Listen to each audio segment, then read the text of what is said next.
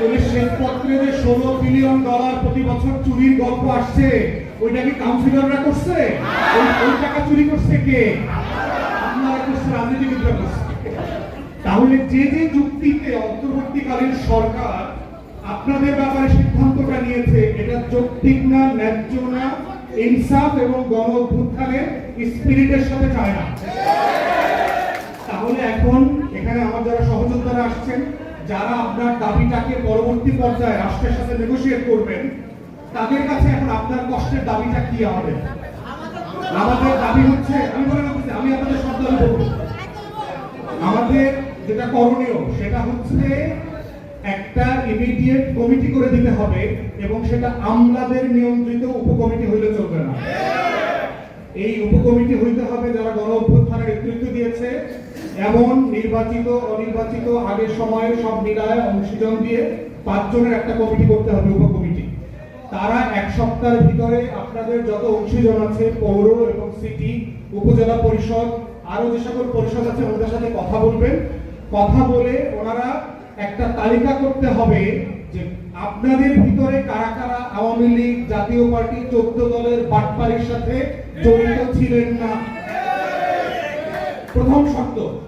দ্বিতীয় শর্ত হচ্ছে 24-এর গণ অভ্যুত্থানে যারা অ্যাক্টিভলি রোল প্লে করেছেন, মিছিল মিটিং করেছেন, লড়াই করেছেন, গুলিবিদ্ধ হয়েছেন, আপনার জেলে গিয়েছেন, মিথ্যা মামলার শিকার হয়েছেন। 3, গত 16 বছরের ফ্যাসিবাদ বিরোধী আন্দোলনে কারা কারা বিভিন্ন জায়গায় সক্রিয় ছিলেন, কারা কারা বিভিন্ন ভাবে নির্যাতিত হয়েছেন, এই ধরনের ক্রাইটেরিয়া সেট করে, এবং যাদের বিরুদ্ধে টাকা পয়সা পাচার, লুটপাট, নারী নির্যাতন, তারপরে হচ্ছে দুর্নীতির কোনো অভিযোগ নাই, এই রকম 4-5টা ক্রাইটেরিয়ার উপরে সিলেক্ট করে আপনাদেরকে আবার কাজে পুনর্বহাল করা, এইটা হচ্ছে আমাদের দাবি, এবং সেটা অবিলম্বে করা দরকার। অবিলম্বে কেন করা দরকার? আমলারা আমাদেরকে প্রচুর তাল গাছ দেখায়। ভাবখানে এরকম যে আমরা লেখাপড়াও করি নাই, দেশ বিদেশে ঘুরি নাই, আমলাতন্ত্র বুঝি না, খালি তাল গাছ দেখায়। তাল গাছ দেখাবে যে ওই যে দূরে তাল গাছ, কত কিলোমিটার বলে না, আমলারা দেখবেন। এই যে ভাই হাটের তৈরি দেখবেন, কিলোমিটার দেখবেন। অন্তর্বর্তীকালীন সরকারের খালি কিলোমিটার দেখাইতেছে আর ভুল সিদ্ধান্ত নেওয়া হইতেছে আমলারা। এখন অন্তর্বর্তীকালীন সরকার খালি হাঁটতেছে, দেখবেন উপদেষ্টারা বলে না, ভাই আমরা সারা রাত কাজ করি, 3টা-4টা পর্যন্ত কাজ করি, তারপরে কোনো সুনাম নাই। সুনাম আসবে থেকে? ওই নোয়াখালীর ভাষায় একটা কথা আছে যে হাড়ে বেশি আগ্রহে কম, বুঝেন? যে হাঁটতেছে বেশি কিন্তু আগায় না। তাহলে অন্তর্বর্তীকালীন সরকার প্রচুর কাজ করতেছে কিন্তু আগাচ্ছে না কেন? আগাচ্ছে না ওই আমলাদের কারণে। এই আওয়ামী আমলাতন্ত্র প্রত্যেকটা সিদ্ধান্তে কিভাবে ম্যানিপুলেট করা যায়, স্লো করে দেওয়া যায়, গতি কমিয়ে দেওয়া যায়, সেই কাজটা করছে। অতএব সেই জায়গাতে আমরা বোধ করছি যে একটা উপকমিটির মধ্য দিয়ে যারা গণ অভ্যুত্থানের পক্ষের মানুষ ছিলেন তাদের নেতৃত্বে এই উপকমিটি যাচাই বাছাই করবে। ইতিমধ্যে আমরা জেনেছি যে আপনাদের নজরুল ভাই, সেতু ভাইরা মিলে আপনাদের কাউন্সিলরদের একটা তালিকাও করেছেন বিভাগওয়ারি, যে কারা কারা আওয়ামী জাতীয় পার্টির বেনিফিশিয়ারি না, ফ্যাসিবাদ বিরোধী আন্দোলনে ছিলেন। এই তালিকাটা আমি ওনাদেরকে অনুরোধ করব, সার্জিস, হাসনাত, নাসির পাটোয়ারি এদের সাথে বসে এই তালিকাটা শেয়ার করা, যাতে উপকমিটির কাজটা করা সহজ হয়ে যায়, এবং কারা কারা আপনারা নির্যাতিত হয়েছে। এর বাইরে আমি আমার সহযোদ্ধাদেরকে অনুরোধ করব, এই কাউন্সিলরদের কিছু মাত্র সীমাবদ্ধতা আছে কাজ করার। তার ভিতরে একটা হচ্ছে ওনাদের কোনো ভালো স্যালারি নাই, বেতন নাই। আমরা শুধুমাত্র পত্রিকায় দেখি যে আমাদের লোকাল কাউন্সিলররা ঠিকাদারি করে, দুর্নীতি করে, এইটা করে, সেটা করে। কেন? কারণ হচ্ছে সে একটা খুবই ব্যয়বহুল নির্বাচন করে আসছে। বাংলাদেশের নির্বাচনী কাঠামোটাই এমন যে আপনার প্রচুর বাটপারি টাকা খরচ করতে হয়, নগদ করা লাগে, বিকাশ করা লাগে। তো এরকম একটা ব্যয়বহুল নির্বাচন থেকে আসছে।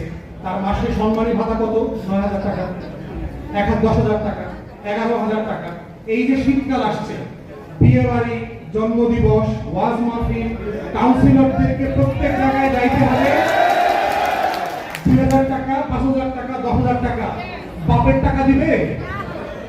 সেবা করতেছে রাষ্ট্রের পক্ষ থেকে, টাকা পাবে কোথায় সে? আবার সে ঠিকাদারি করলেও তার দোষ। আপনি তার বাইন্ধা রেখে সাঁতার কাটতে বলতেছেন, সেই রাষ্ট্রের সেবা সে কিভাবে করবে?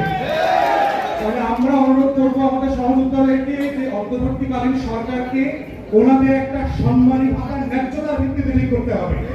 যারা বড় শহরে থাকেন সেখানে খরচ বেশি, যারা একটু প্রান্তিক পৌরসভায় থাকেন তাদের খরচ কম, কিন্তু ন্যূনতম 50,000 থেকে 1 লক্ষ টাকা সম্মানী ভাতা দেওয়ার দাবি করছি, যেন তারা সম্মানের সাথে বাঁচতে পারেন এবং জনগণের সেবা করতে পারেন।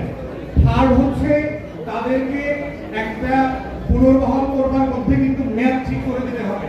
পুনর্বহাল করলো আবার 3 মাস পর আবার সরাই দিল, তাহলে কিন্তু দেখা যাবে যে আবার সেবাটা প্রচন্ড রকম বিঘ্ন হবে।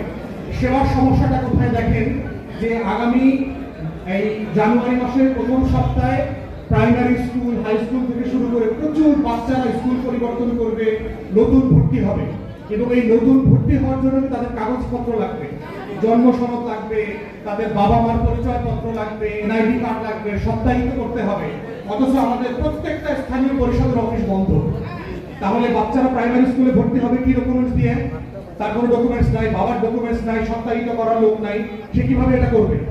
তাহলে বই পাবে কিভাবে? কিসের ভিত্তিতে বই দিবে?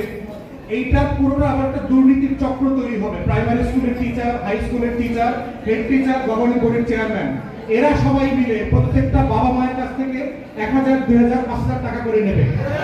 যদি এই সেবাটা রাষ্ট্রের পক্ষ থেকে আমি দিতে না পারি, এই দুর্নীতির আবার নতুন একটা চক্র তৈরি হবে। অথবা যেটা হবে, যারা উপবৃত্তি পায়, যে সকল মেয়েরা, গরিব পরিবারের ছেলে মেয়েরা, সরকার এই টিচাররা এবং গভর্নিং বডির সদস্যরা মিলে 1 মাস 2 মাসের উপবৃত্তির টাকা কেটে রাখবে। তাহলে এই গরিব পরিবারটাকে বঞ্চিত করা হলো এই বঞ্চনার রেজাল্ট আকারে। তাহলে এই মানুষগুলো যদি সেবা দিতে না পারে, তাহলে কি পরিমাণ ক্ষতি হবে চিন্তা করো। থার্ড একটা সংকট কি দেখেন, আমাদের কাউন্সিলররা না থাকার কারণে, স্থানীয় পরিষদ না থাকার কারণে আমাদের যে লোকাল ডেভেলপমেন্ট ওয়ার্ক আছে, বাংলাদেশের মিনিস্ট্রি ওয়াইজ সবচেয়ে বড় মন্ত্রণালয় হচ্ছে লোকাল গভর্নমেন্ট, এলজি, যেটা এই লোকাল গভর্নমেন্ট মিনিস্ট্রির বাজেট প্রায় 40,000 কোটি টাকা।